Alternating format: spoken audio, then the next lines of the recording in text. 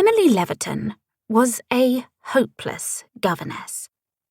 She played the pianoforte with the grace of an elephant. Her arithmetic was appalling, and the last time she'd read A Lady's Guide to Etiquette and Manners, her eyes had nearly crossed with boredom. The only thing at which she excelled was something no gently bred woman should know.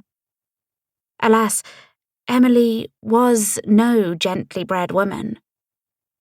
Emily handed her youngest pupil a sheet of stationery. Although it was true that Emily's ability to teach accomplishments such as needlework and dancing was nearly non-existent, she was an expert in deceit. The first rule of spying, she instructed, is to act as if you are entirely uninterested in the conversation around you. Jot that down, Morris. You will never best your twin sisters if you do not take this seriously. The 7-year-old neatly wrote the first rule at the top of the stationery. Late afternoon sunlight slanted through the schoolroom window and caught in his hair, as if it were a halo, and he an angel. Morris truly was the dearest child, which made him an easy target for his conniving older sisters. Fortunately, Emily's true talents were unconventional. When he finished, he lifted earnest brown eyes. "What is rule number 2, Miss Leverton?"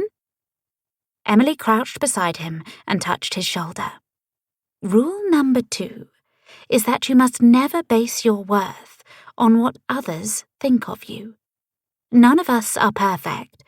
Some of us are not even what we seem." The dinner gong rang, and Morris smiled shyly before tucking the paper in his trouser pocket. "Thank you, Miss Leverton." "We will finish tomorrow," she called at his departing back. Emily spent a few minutes tidying the schoolroom before she set off for the Mottersheads' library. As the governess of the house, she was neither servant nor nobility, which made dinner arrangements awkward. She had solved the problem early in her assignment by retreating to the library until the Mottersheads had finished their repast, and then taking her supper alone in the breakfast room. Emily stilled in the hallway and cocked her head, her baser instincts buzzing. Had she heard a sound? Everyone should be dressing for dinner, including the latest addition to the household, the children's uncle, the Viscount Charles Byrne. The tyrant had arrived the week before, and his sour demeanour had the entire estate on edge.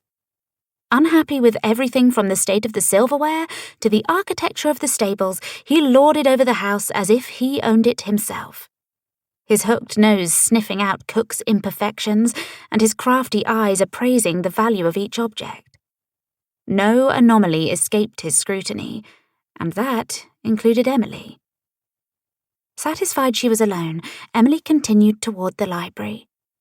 She rounded the corner and shrieked with dismay when she nearly collided with the Viscount, who had to have been walking silently on purpose. "What is the hurry, Miss Leverton?" he asked, his fingers clawing into her upper arms, even though she was in no danger of falling. His oily voice reminded her of her former husband's. "No hurry." Emily's tone was light as she stepped back, forcing him to release her. "Is there something I can help you with, my lord?" Shrewd grey eyes fell on her mouth. "Indeed. Remind me from where you hail, Miss Leverton." "Monmouth." "Yes, that is what I thought. I have a dear friend in Monmouth. I wrote to him within a few days of my arrival. To his knowledge, no Leverton family resides in the township. Odd, would you not say?" Emily had suspected Charles Byrne knew she was not what she seemed, and this confirmed it. She was experienced enough to know when a con had gone south. It was time to move on. He closed the distance between them and reached for a dark curl that had fallen from her pins. Emily dodged his hand, but he advanced again. "Stay still, my pet. Do you know how I have dreamt of this moment?" Emily's stomach clenched.